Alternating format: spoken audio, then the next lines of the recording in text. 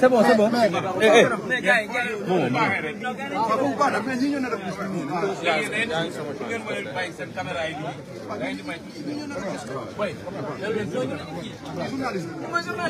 Voilà les gars, ñu dem ci passe proche damay dagg live bi léegi ñu dem ci passe proche.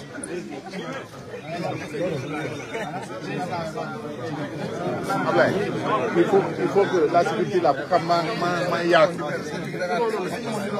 Passe proche le cadrage. Passe proche.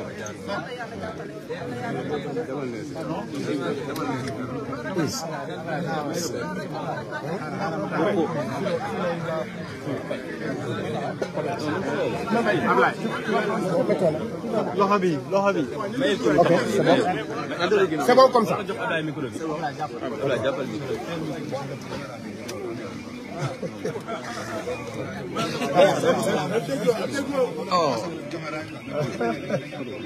C'est bon. C'est bon, hein? Si vous êtes prêts, les caméramans. C'est bon. Inch'Allah. Voilà, monsieur le maire, vous avez souligné tout à l'heure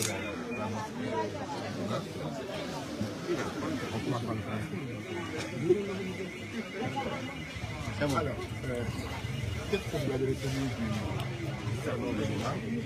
Ensuite, en tant que maire, quel message avez-vous à lancer quel message avez-vous à lancer au Sénégal?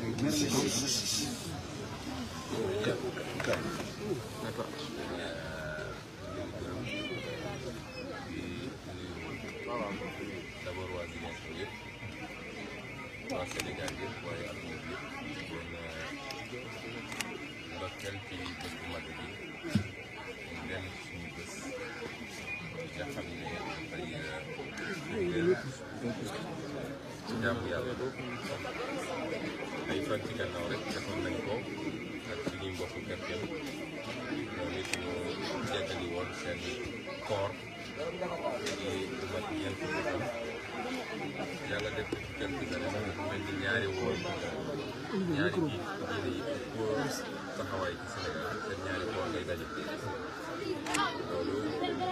jàpp ni yërmande ci Sénégal kon lii day firndeel aboutissement cappaandawu benn weer boo xam ne weeru jaamu yàlla la weeru dellu ci borom bi la ñu ñaan yàlla nangu ci ñun ñëpp te li ñu ci diggee tamit yàlla na ko yàlla may ndax li mu diggee ci weeru koor mooy weeru jéggale la weeru yërmande la première phase weeru jéggale la ci deuxième phase bi weeru boreel ci safara la ñetteelu phase ñett yooyu nag ko yàlla may def naa mën ko say mbir baax na kon yàlla ñu ko yàlla boole na ci yàlla nangu ñu ko jéggal ñu rëcc rëcc yi ndax ñu ngi ñàkk may ñu it ñu teewaat ko ay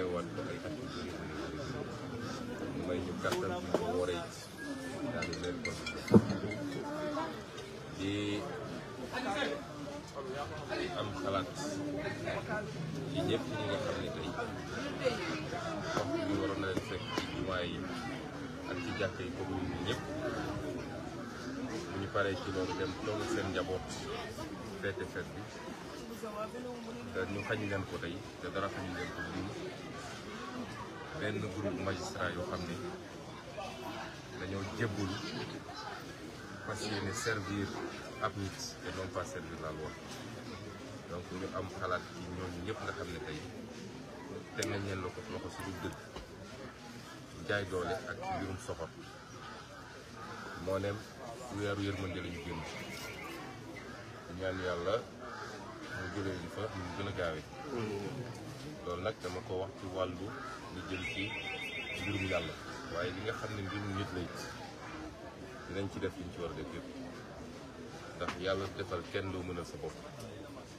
te yàlla duggul yàpp balaa muy jàpp ci li ngay def rek yow bu njëkk a wane sa jàmbaar ak sa effort ba boo demee ba mënatoo boo talalee la ko yàlla defal di adresser un message sénégalais yëpp nag message bu weesul bi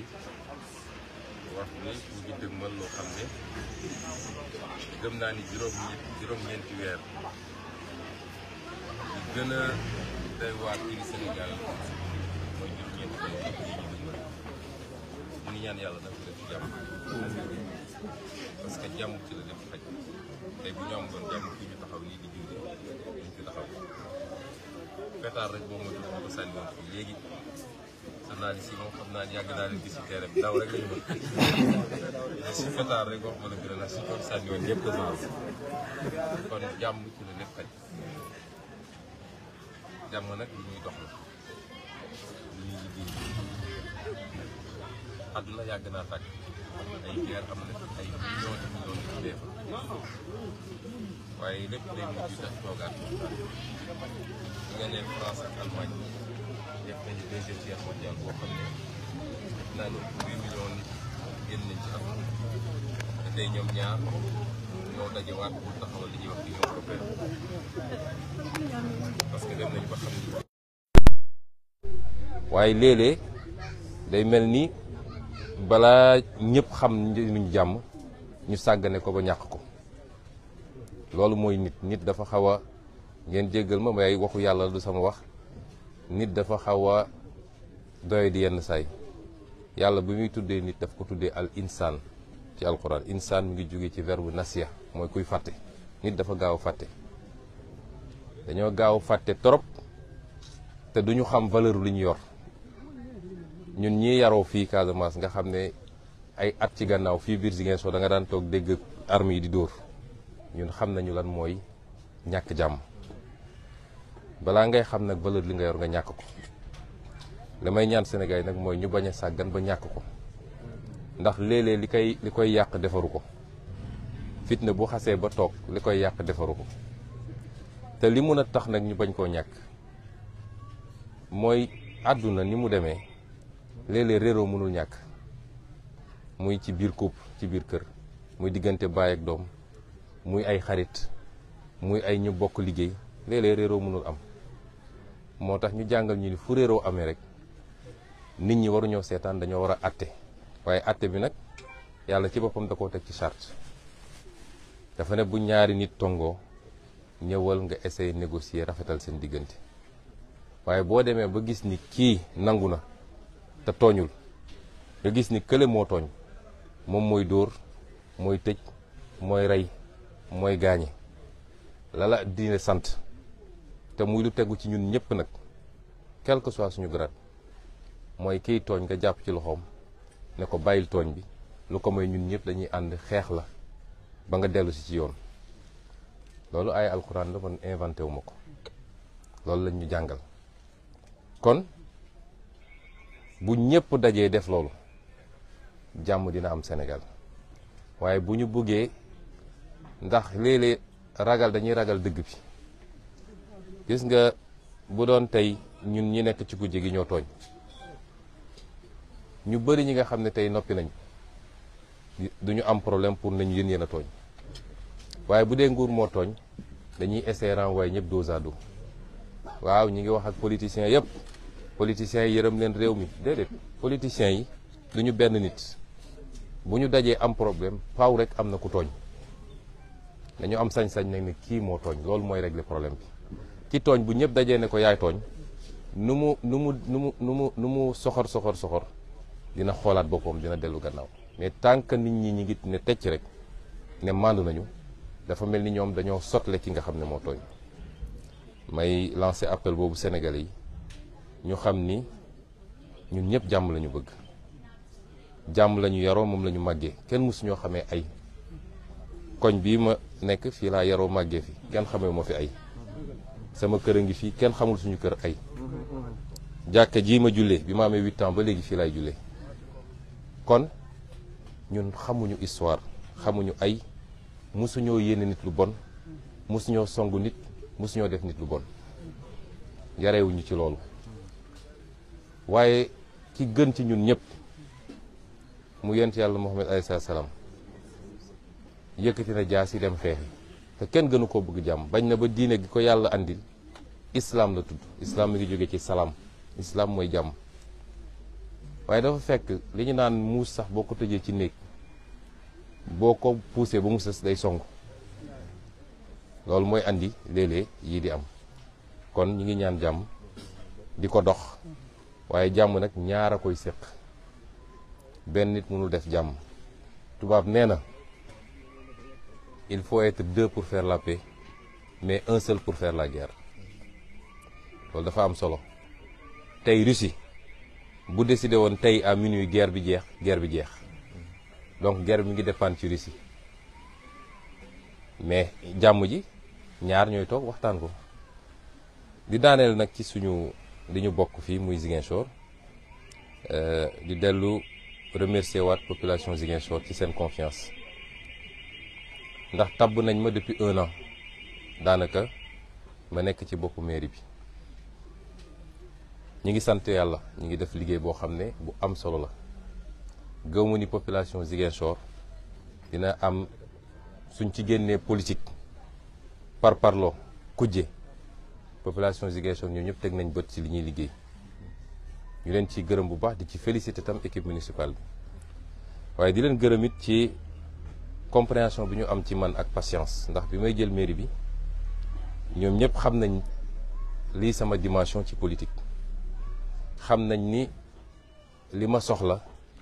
defe naa Ziguinchor moo ci gën a tuuti fépp lañ ma soxla Sénégal mun naa ne sax au-delà du Sénégal ñu ciy sant yàlla nag du suñu mérite mais loolu la yàlla tudd ba tax am nañ ci compréhension bu doy boobu ba nga xam ne bokkuñu ci population xam ne saa yu ñu xëyee maire bi gisuñu ko maire bi ñëwul ndax su ma fi newul it samay collaborateurs yi ngi nii amul bés boo xam ne xëyuma ci mbirum Ziguinchor suba ba ngoon jot moo xam li may lijjanti Dakar bu sottee ma andi fii sotti moo xam conférence ko li nga xam ne daanaka maa ngi koy def ak le bureau municipal di ko def ak le secrétaire général di ko def ak ñëpp daanaka au jour le jour ñu ngi administrer la commune de Ziguinchor léeg-léeg ñu am jafe-jafe ñëw ni ñu ko mëne woon parce que ñiñ ko seqal seen stratégie yëpp mooy nu ñuy bloquer Sonko ba du mun a liggéey ci mairie ba ak du mun a def ses tournées politiques à travers le pays waaye jamono jooju la ñu gën a mën a liggéey may annoncé nag population Ziguinchor ni soobee yàlla mercredi bi dinañu lancer d'ailleurs les 12 grands travaux de la mairie li ma leen waxoon rek Ziguinchor dinañ ko liggéey ba Ziguinchor yëpp gis ni nu ñuy liggéeyee jël nañu at pour stabiliser mairie bi càmbar lépp xool lépp li ci ëppoon ñu wàññi ko li ci matuloon ñu yokk ko defaraat fonctionnement bi defaraat organisation bi lancer un certain nombre de chantiers et de travaux waaye bu soobee yàlla ci diggante boobu it jël nañu temps wu concevoir finaliser les grands projets yoo xam ne mi ngi woon ci suñu programme bu rok yooyu nag dinañ ko lancer mercredi bi bu soobee yàlla bokk na ci l'aménagement d'espace public parce que dañu bëgg Ziguinchor nit ñi di am fu ñuy doxantu jee fu ñuy toogee féexlu ay places vertes bokk na ci l'aménagement de plateaux sportifs te bu ci njëkk mooy le stade Jules François Bocandé nga xam ne on va le mettre aux normes internationales bu soobee yàlla bokk na ci voirie bi lu bëri dinañ ko lancer ci ay pavage yu ñu war a def ak ay aménagement de route pour ñëpp mun a accéder facilement seen quartier bokk na ci tamit les postes de santé ak les écoles bokk na ci ñaari marché yu bees yi nga xam ne bëgg nañ ko tabax muy marché aux poissons ak marché aux produits agricoles pour désengorger marché Boucotte bi dinañu lancer aussi officiellement économie sociale et solidaire parce que dama ne woon mënoon nañu yem ci liggéeyu mairie kese waaye bëgg nañu xool nu ñuy jàppalee Ziguinchor waay da waratina ndaw ñi ak jigéen ñi avec de petits financements pour nit ñi liggéey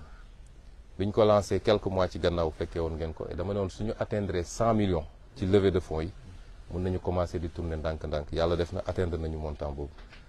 ak yeneen yoo xam ne ci suñuy programme phare la bokk l'éclairage public lampadaire solaire yi nga xam ne surtout quartier yi nga xam ne ñoo gën a manqué éclairage yooyu les 12 travaux, les 12 grands travaux de la mairie soobee yàlla mercredi dañu invité tous les Ziguinchorois à def lancement officiel bi poser les premières pierres pour yenn chantier yi nga xam ne dafay démarrer ñuy woo Ziguinchor yëpp ñu jàpp ci parce que dëkk bi ñoo ko moom kenn du ko defar ku dul ñun dëkk boo gis mu baax ci àdduna waa dëkk ba ñoo ñëwee sonn ci dëkk bi mais kenn ku ne su toogee fi mu toog ne sama yoon newu ci ba pare naan maire bi defarul pavage bi maire bi andil poto lampe maire andil maire bi du ay milliards yu mu yoral boppam yu muy ñëw joxe donc ñun ñëpp ñooy ànd jàpp si defar dëkk bi pas pour ñun mais pour suñuy doom au moins ñu am un cadre de vie boo xam ne day méngoog li gën ci àdduna loolu moom mooy message bi ñuy adressé waa Ziguinchor particulièrement kon ñu ngi leen di gërëm di leen sant je crois que ce que vous avez posé comme question je commencerai par remercier tout le monde. J'ai oublié de le dire en version wolof, à commencer par l'imam Ratib, l'imam Diago, qui est une connaissance de très longue date. Je crois que déjà vers les années 90,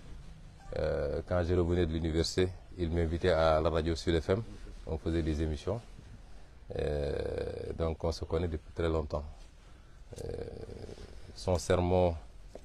comme je l'ai dit lui-même, il dit que je dis l'imam Diago est tout resté égal à lui-même. C'est un sermon très évocateur par rapport au contexte. Le mois de Ramadan, comme il l'a dit, c'est un mois qui a été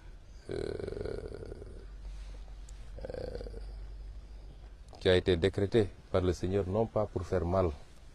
pour affamer les gens, mais il y avait un objectif, c'est nous ramener à lui par la piété, le taqwa, comme il l'a dit.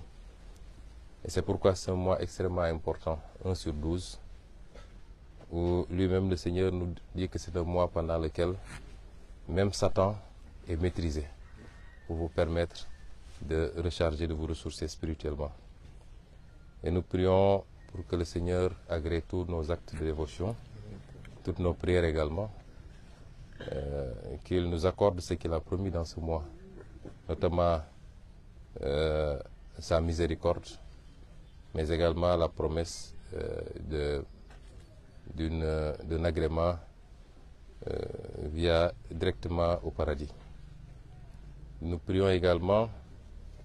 pour qu'il nous accorde la possibilité de le vivre encore et encore des années, et toujours avec plus de prospérité, plus de paix, plus de stabilité et plus de bonheur pour tout le monde, plus de santé évidemment. Je ne peux manquer d'avoir une pensée pour tous nos amis, nos frères, sœurs, nos camarades qui ont été injustement incarcérés par une poignée de magistrats aux ordres. Le frère Diomaye Faye a utilisé un terme dans un poste, et ça lui vaut la prison, c'est le terme clochardisation. Effectivement, il y a une forte clochardisation d'une poignée de magistrats, je le répète comme il l'avait dit, et c'est malheureusement ce petit groupuscule de magistrats qui ne font même pas 10 en réalité, qui aujourd'hui exécutent les salboyons pour prendre des innocents, des gens très utiles à leur pays, plus utiles à leur pays qu'eux-mêmes, parce que si vous prenez un inspecteur principal des impôts, avec son parcours, mais ce qu'il peut rapporter dans les caisses de l'État, pour des, excusez-moi du terme, mais des enfantillages, vous le mettez en prison, vous êtes en train de nuire plus au Sénégal qu'à ce monsieur. Et j'ai une pensée pour tous ceux qui sont incarcérés. Vous savez qu'on en a des centaines, injustement, dans le cadre d'une traque politique. Aujourd'hui, ils auraient dû être avec leur famille, avec leur communauté religieuse. Ils vont prier dans des conditions que nous connaissons. Nous ne ménagerons aucun effort pour les faire sortir le plus tôt possible. Ce n'est pas un jour pour hausser le ton, je m'en limiterai à ça, mais vous comprendrez bien que nous ne baisserons jamais les bras. À l'endroit de tous les Sénégalais, leur souhaiter une bonne fête et leur réitérer notre attachement à la paix. Parce que sans la paix, rien ne peut se faire. nous ne serions pas là sous ce manguier dans la cour d'une mosquée à Palabré s'il n'y avait pas la paix là où nous sommes. Nous sommes fondamentalement attachés à cette paix, même si quelquefois pour avoir une paix, l'histoire a démontré qu'il faut passer par la guerre. Même le prophète a été contraint à faire la guerre. La guerre, on l'a fait pour quelqu'un qui croit en Dieu, pour quelqu'un qui respecte l'être humain, quelle que soit son appartenance ethnique, régionale, religieuse, confrérique, etc. Pour quelqu'un qui est un humaniste, la guerre n'est qu'un moyen de défense, n'est jamais, on ne la décrète jamais de manière offensive. Et c'est ce que nous apprennent tous les grands hommes. Si les prophètes ont été obligés quelquefois de faire la guerre, c'est parce qu'on les y a obligés, on les a contraints à la faire. Mais autrement, personne ne souhaite la guerre parce qu'elle n'est facile pour personne. Réitérer aux Sénégalais que nous sommes fondamentalement attachés à la paix. Tous ceux qui nous connaissent nous ont connus. Ici, c'est mon quartier où j'ai passé toute ma jeunesse, toute mon enfance. Vous ne verrez aucun de nos cohabitants vous dire qu'il a connu Ousmane Sonko comme un homme un perturbateur ou quelqu'un qui ne veut pas la paix. Et vous ne verrez jamais quelqu'un vous dire la maison où les parents d'Ousmane Sonko, on les a une fois surpris dans telle ou telle situation conflictuelle. Nous n'avons pas connu ça et nous ne le souhaitons pas. Nous sommes donc fondamentalement attachés à cette paix. Nous la souhaitons, nous y travaillons tous les jours, mais pour faire la paix, il faut être deux. Et si on continue à nous contraindre à nous défendre, nous serons obligés de nous défendre. Nonobstant, malheureusement, une situation que tout le monde constate et déplore, c'est sur toutes les lèvres. Nous avions tendance à dire que nous avons des mécanismes de régulation au Sénégal. Apparemment, ces mécanismes sont en train de faiblir dangereusement. Puisque nous sommes à un jour de fête religieuse et que il est important de se référer aux enseignements religieux en conséquence. Pour ceux que je maîtrise le plus, notamment à la religion musulmane, la manière dont on gère ces situations-là a été clairement arbitrée par des versets coraniques. On nous dit que s'il y a deux parties qui s'affrontent, les autres ont l'obligation d'arbitrer, de commencer d'abord par essayer de concilier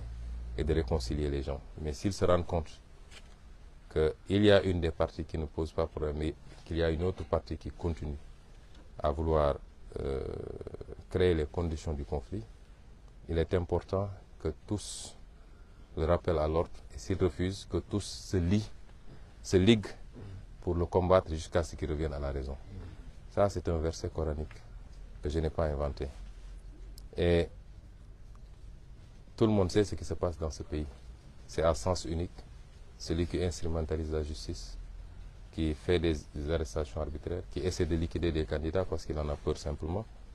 qui lâche ses forces de l'ordre sur les gens. Et c'est l'occasion pour moi de revenir sur ce qui se passe souvent en Casamance. Vous avez vu depuis 2 jours ce qui se passe à Ngor.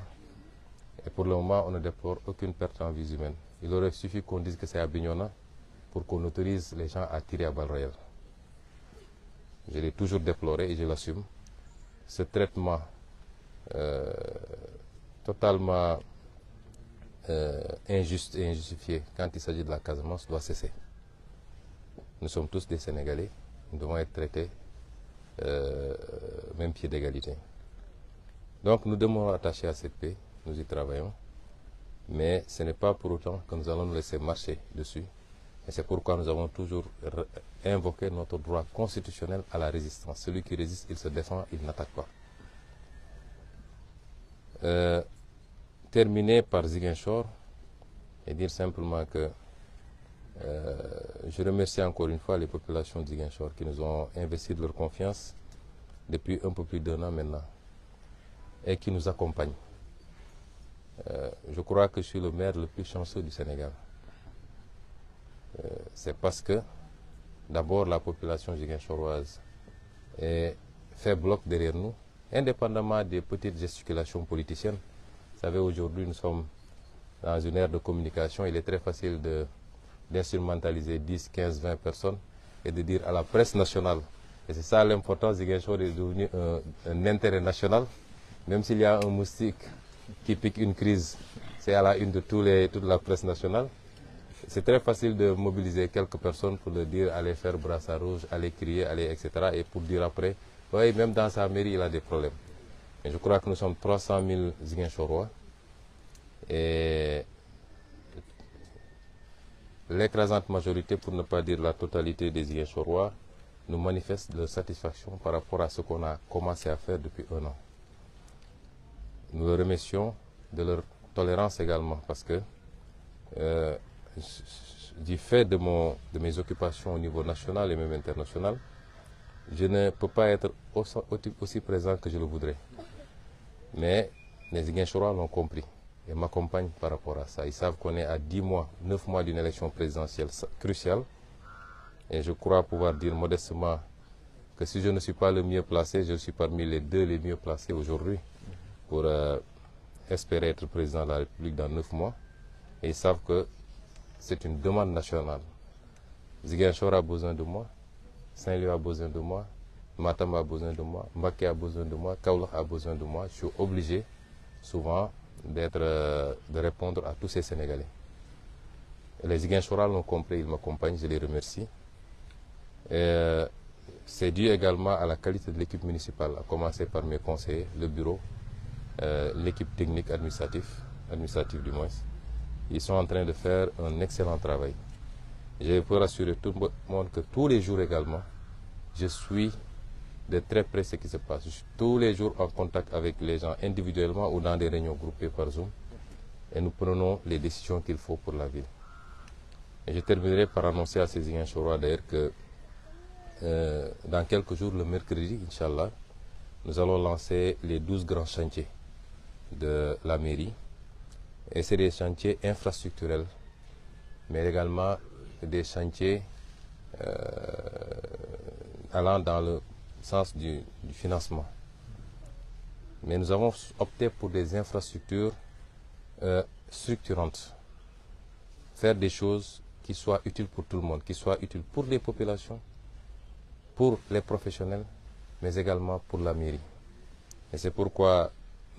parmi je vais vous citer quelques-uns de ces grands chantiers, aujourd'hui nous avons un problème d'infrastructure sportive.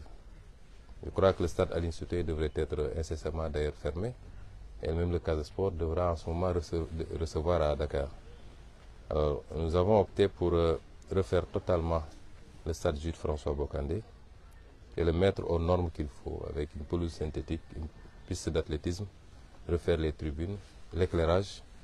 mais le terrain de basket également et les terrains de handball et de volleyball. Nous avons aussi décidé de construire 2 nouveaux marchés, mais de réhabiliter aussi les autres marchés, notamment le marché Baneto et le marché Mariama Diédhiou, marché HLM. Nous avons décidé de lancer un certain nombre de travaux de pavage et de réfection des routes existantes. Nous avons décidé également de construire 2 nouveaux marchés. Un marché aux poissons à Boulodi et un autre marché aux fruits et légumes qui sera sur le boulevard 54. Et nous avons aussi le projet d'aménagement d'espaces verts. Parce une ville doit respirer. Aujourd'hui, c'est le même problème pour Dakar d'ailleurs. Si vous voulez sortir avec votre famille ou seul pour aller vous promener, aller prendre de l'air quelque part, vous avez du mal à trouver un endroit à Ziguinchor. Et nous voulons pouvoir offrir des cadres comme ça.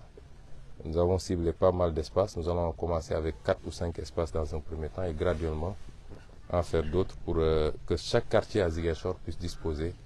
d'un espace comme ça, plus des plateaux sportifs au niveau des quartiers. Et il y a aussi l'éclairage public. Une commande va être lancée dans un premier temps de 1500 lampadaires solaires qu'on va déployer évidemment par ordre de priorité par rapport aux besoins. Et il y a enfin l'économie sociale et solidaire. Puisque nous avons atteint l'enveloppe minimale qu'on s'était fixée, c'est-à-dire les 100 millions pour commencer à tourner avec des fonds revolving, financer la petite économie, hein, mais aider les gens à avoir au moins un petit capital et démarrer une activité avec comme cible principale évidemment les femmes, pour ce que nous savons tous, mais également cette jeunesse que nous voulons de plus en plus appeler à se prendre en main par l'auto-emploi. Il suffit juste de la pousser et de l'aider un peu. Donc c'est entre autres quelques-uns des grands chantiers que nous allons lancer et nous espérons pouvoir les réaliser le plus rapidement possible, en tout cas dans des délais très courts pour le bénéfice des Ziguinchorois.